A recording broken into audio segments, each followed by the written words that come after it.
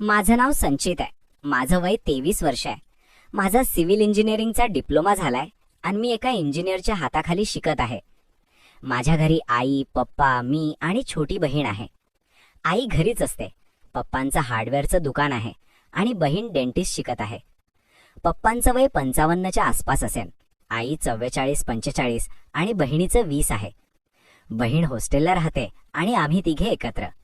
आईचं नाव माधुरी. दिसायला रूपवान आहे. तसं मी बाहेर करायला जातो आणि पंप मारतो. मी तसले व्हिडिओ पाहतो, पण मी कधी आईला तशा नजरेने कधी पाहिलं नव्हतं. आई घरात असताना असो की बाहेर साडीच घालते. ती कधी नटली नाही ना कधी मेकअप केला. नैसर्गिक सुंदर आहे ती. त्यात पप्पा स्ट्रिक्ट आहेत. आईला नाही काही करू देत. आईचा स्वभाव लाजाळू आणि प्रेमळ आहे. कोणाला नाराज करत नाही. असेच चालू होतं. तर काय झालं की आमच्या घरात लग्न कार्य निघालं. माझा मोठा चुलत भाऊ, त्याचं लग्न जमलं. घरातलं पहिलं लग्न होतं, तर मी आणि घरचे सगळे लग्नाच्या तयारीला लागलो. झालं तर लग्नाच्या 2-3 दिवस आधी पाहुणे यायला लागले. पाहुण्यांनी घर भरलं. लग्नाचा दिवस आला. सकाळी सगळ्यांचा मेटअप चालू होता घरच्या हॉलमध्ये. लग्नाचं ठिकाण जवळ होतं म्हणून घरूनच तयार होऊन जाणार होते.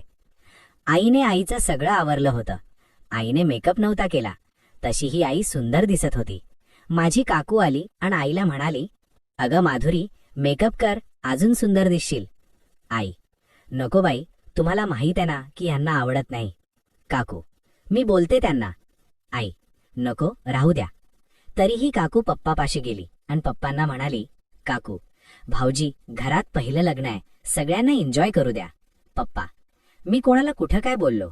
काकू: "माधुरीला हलकासा मेकअप करायला लावते." पप्पा: "हलकासा करा." काकू: "हां." मग काकूने आईला मेकअप करायला बसवलं. थोड्या वेळाने आईचा मेकअप झाला. ओहो, काय सांगू, आई खूप सुंदर दिसायला लागली. जेव्हा पप्पांनी पाहिलं तेव्हा पप्पा सुद्धा म्हणाले की मला माहीत नव्हतं तू एवढी सुंदर दिसते मेकअप केल्यावर. तुम्हाला खोटं सांगत नाही, आई सगळ्या लग्नात भारी दिसत होती. आणि लपवण्यासारखं नाही, आईला सगळे बघत होते. इथं खरं सांगतो, मी आईला बाई म्हणून पाहू लागलो. तिच्या ब्लाऊजमध्ये घट्ट बसलेले आणि चोपून घातलेल्या साडीमध्ये आईची उठून दिसत होती. आईकडे बघण्याचा दृष्टिकोन बदलला माझा. कथेतल्या गोष्टी खऱ्या वाटू लागल्या. लग्नात कमी आणि आईकडे माझं लक्ष जास्त होतं. लग्न झालं आणि मग नव्या नवरीच्या स्वागताची तयारी करायची होती, तर आई आणि काकूला घेऊन घरी यायचं होतं. एकाच बाईकवर आई आणि काकूला घेऊन मी घराकडे निघालो. दोघी बसल्या होत्या म्हणून आई मगा चिकटून बसली होती आणि तिचं पोट आणि ते मला घासत होतं. बाईकवरच माझं उभं झालं होतं. काकूंच्या घरी आईला आणि काकूला सोडलं आणि मी माझ्या घरी निघालो. आई: "कुठे चालला?" मी: "आलो 5 मिनिटात पोट खाली करून." काकू: "मग इथे जा ना रूममध्ये." आमचं आणि काकूचं घर लांब नाही, 500 मीटर अंतरावर होतं. मग ॲडजस्ट करत मी गाडी खाली उतरलो आणि पहिल्या रूममध्ये घुसलो. ती रूम काकूंची होती. मी बाथरूममध्ये गेलो आणि माझा पंप करू लागलो. आईला इमॅजिन करत होतो. तेवढ्यात मला तिथे एक निक्कर अडकवलेली दिसली. काकूची होती. मी ती घेतली आणि वास घेत आईचीही अशीच असेन, असाच वास असेन हे इमॅजिन करत पंप काम केले. आता मोकळं वाटत होतं. नंतर ती नीट ठेवली आणि पाणी ओतून बाहेर आलो. नव्या नवरीचा स्वागत झालं. सगळं झालं. सगळे दमले होते. लग्नाचा स्वयंपाक राहिला होता तर तो घरी आणला होता. रात्री तेच खाल्लं. सगळे दमले होते तर सगळे झोपले. माझ्या रूममध्ये मी आणि बाकी चुलत मावस भाऊ झोपलो होतो. पण मला झोप येत नव्हती. आईचा विचार चालू होता. लग्नातल्या सगळ्या मुलीत आणि बायात आई मला स्पेशल दिसत होती. आई मला आवडायला लागली, भारी वाटू लागली आणि आता तेही हे करू वाटू लागलं. पण पॉसिबल असतं का हे याचा विचार येत होता. तिला नागडी पाहू शकतो, साडीवर असताना तिचे पाहू शकतो, निक्कर घेऊन पंप काम करू शकतो, पण ते करू शकतो का याची काळजी होती.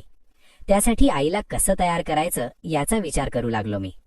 2-4 दिवस पाहुणे होते तर मी काही केलं नाही. सगळे पाहुणे गेल्यावर मी आईला पाहू लागलो. दिसेल ते पाहायचो. काम करताना जेव्हा ती वाकायची तेव्हा तिची गोरी पान फट बघून उभं राहायचा. आणि ती तर काय आकार घेत होती काय सांगू. घराच्या बाजूला आई तिची वाळायला टाकायची. कधी कधी मी ते घेऊन पंप काम करायचो. पण हे सगळं सुट्टीच्या दिवशी दुपारी व्हायचं. या अशात 15-20 दिवस गेले आणि या 15-20 दिवसात मी एकच काम केलं, म्हणजे आईला दाखवून दिलं की मला तिची काळजी आहे. कोणी नसलं तरी मी आहे. तिने आणायला लावलेल्या वस्तू आणि त्याबरोबर प्रत्येक वेळी तिच्या आवडीचं खायला घेऊन येत होतो. सुट्टी असेल तर तिच्याबरोबर गप्पा मारायचो. तिला कुठे जायचं असेल तर घेऊन जात होतो. एक दिवशी आई मला म्हणाली, संचित बाळा, किती जबाबदारीने करतो रे सगळं, आणि मला हवं नको ते आणून देतो. तुझ्या पप्पाने कधी असं लक्ष दिलं नाही. मी, आई, मला कळतंय की पप्पा त्यांच्या दुकानाला बायको समजतायत. आई, काय? मी, जाऊ दे, तुला राग येईल त्यांना बोलल्यावर. आई, नाही बोल. मी, दुकान तुझी सवत झालीये. दुकानाला पोरं झाली असती तर विचार कर, पप्पा घरी आलेच नसते. आई, तसंही येऊन आणि नाही येऊन काय फायदा? मी, म्हणजे?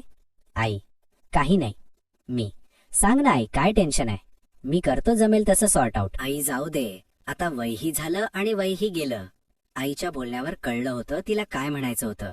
वय गेलं असलं तरी इच्छा होती. मी आईला म्हणालो, सांगायचं नसेल तर नको सांगू, पण लक्षात ठेव, मीच तुझी काळजी घेतो. पप्पा आणि दीदी काय नाही करणार. आई, हो रे, तुलाच माझी काळजी, पण नाही सांगू वाटत. मी, जाऊ दे. मग मी आपलं असंच आईला पाहण्यात, पंप काम करण्यात दिवस घालवत होतो. 1-2 महिने झाले होते, पण काही मार्ग सापडत नव्हता. असं काही होत नव्हतं की मी आईला करू. मग काही दिवसांनी झालं असं की पप्पा टूरवर गेले. कंपनीची स्कीम असते की एवढा सेल झाला तर इथे इथे ट्रिप किंवा टूर.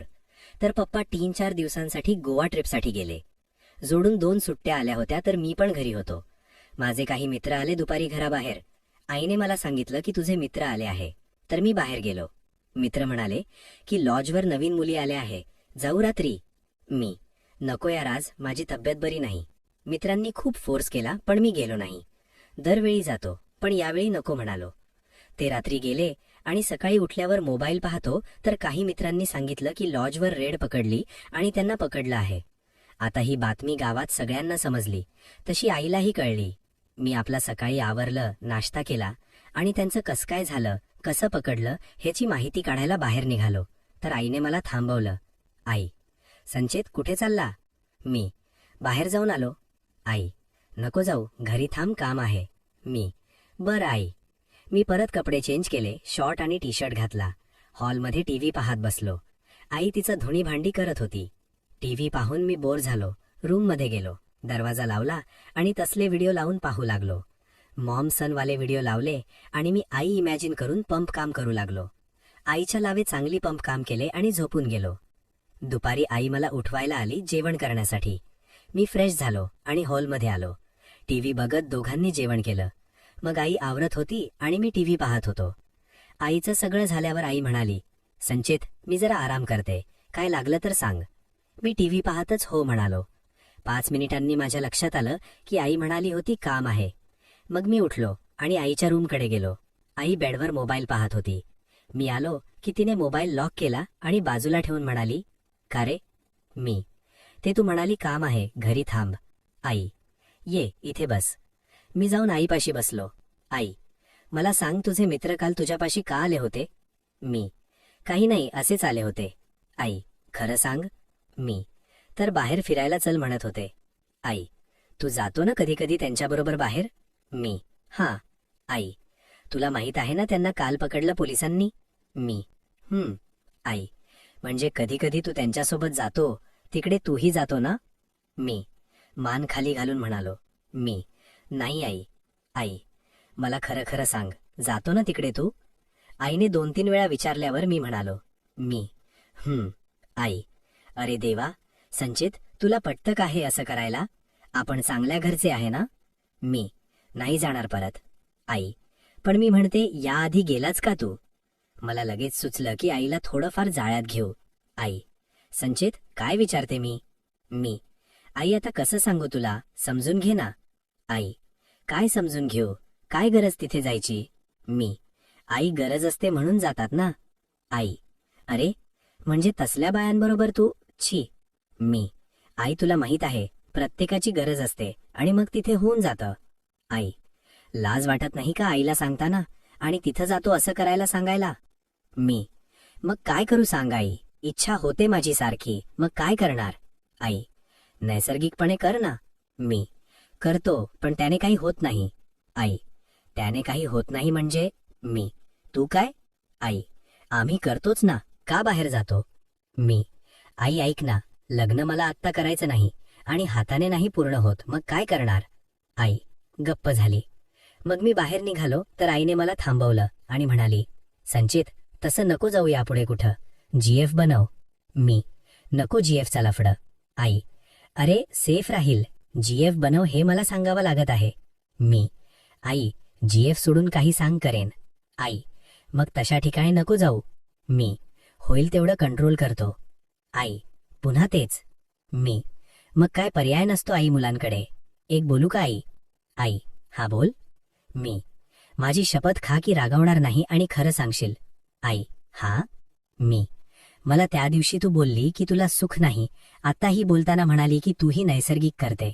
आई, हा, त्याचं काय? मी, आई, हा बोल ना. मी, जर मी बाहेर न जाता आणि दोघांच्या संमतीने आपण एकमेकांना सुख दिलं तर? एवढं ऐकताच आईने जोरात कानाभाली मारली.